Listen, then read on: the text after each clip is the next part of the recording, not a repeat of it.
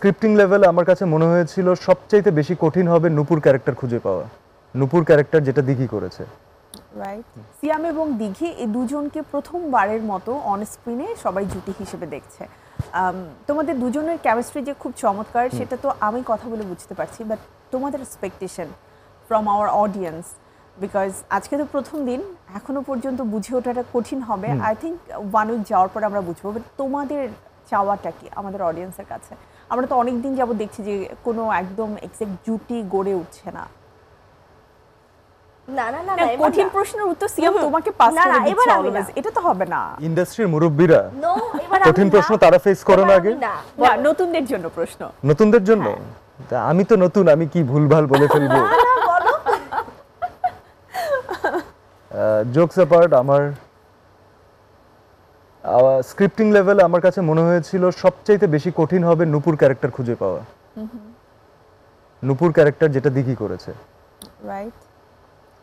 তার বেশ কিছু কারণ আছে, এটা দর্শক যখন যাবেন তখন বুঝবেন। হলে যে দেখতে হবে। That was a very practical character, that was a challenging character, and একই সাথে আমাদের ওই আর্টিস্ট দরকার ছিল যে ক্যারেক্টারটা প্লে করতে পারবে বিউটিফুলি।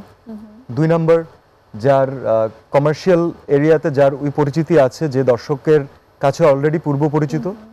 3 নাম্বার, যেহেতু আমরা আমাদের অনেক টাইট স্কেজুলিংয়ে কাজ করছি, যার শুটিং সেটে যার একমাত্র কাজ থাকবে হচ্ছে অ্যাক্টিংটা করা, ইনভলভড হয়ে, যার আর কোনো হ্যাঙ্কি প্যাঙ্কি থাকবে না। ওয়াও, এটা কিন্তু চমৎকার বলেছো।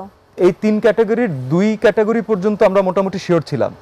থার্ড ক্যাটাগরি যেটা বললাম সেটা নিয়ে শিওর ছিলাম না আমরা, যেটা আমাদেরকে পুরো টিমকে ভয়ঙ্করভাবে শক করে দিয়েছে দিঘি। কিছু কিছু ক্ষেত্রে সে এমনও দিন আছে, সে মনে হয় ডিরেক্টরেরও আগে সেটে গিয়েছে একদিন। হ্যাঁ, প্রোডাকশনের গাড়ি আসার আগে। হ্যাঁ, একদিন সেটে গিয়েছে। প্রশংসা করছে চুপচাপ সব। আরো বলো, মনে করিয়ে দিচ্ছি। ও মনে করিয়ে দিচ্ছে। আচ্ছা, তো হয় কি যে যখন আপনি ভালো আর্টিস্ট হবেন, আপনি ভালো অ্যাক্টিং করবেন, আপনার পরিচিতি আছে, কিন্তু একই সাথে 3 নাম্বারটাকে পাওয়া না খুব রেয়ার কম্বিনেশন হয়ে যায় তখন, কারণ এক একজন এক এক রকম হয় মানুষ হিসাবে, রাইট?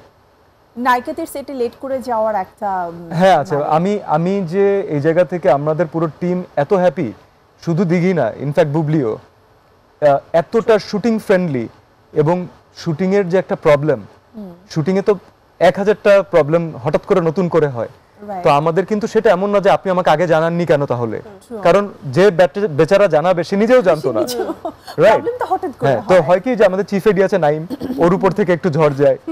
তো এই জিনিসগুলো ওরা দুজন এত সুন্দরভাবে টিমকে সাপোর্ট করেছে। আমাদের টিমের থেকেও একটা প্রচেষ্টা ছিল যে যে আর্টিস্ট আমাদেরকে এত হেল্প করছে তাকে আমরা কিভাবে করে সাপোর্ট করতে পারি।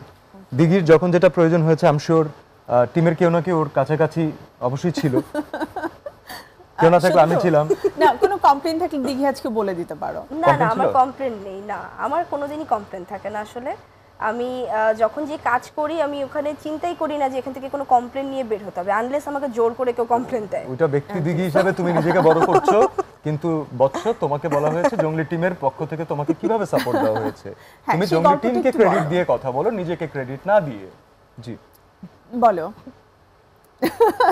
সিনিয়র বলো। আচ্ছা, না, ইন্টারেস্টিং ব্যাপার সাথে এত কথা বলতে হয়।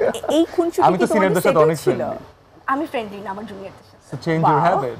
Your habit. So actually আমরা আই থিংক আমরা জংলিরই কোনো একটা পার্ট দেখতে পাচ্ছি। এই খুনসুটিটা যদি দেখতে হয় তাহলে তো অন স্ক্রিনে দিঘি এবং সিয়ামকে দেখতে হবে, এবং সেটার জন্য আপনাদেরকে দেখতে হবে জংলি। আর জংলি এখন একযোগে সারা বাংলাদেশে চলছে।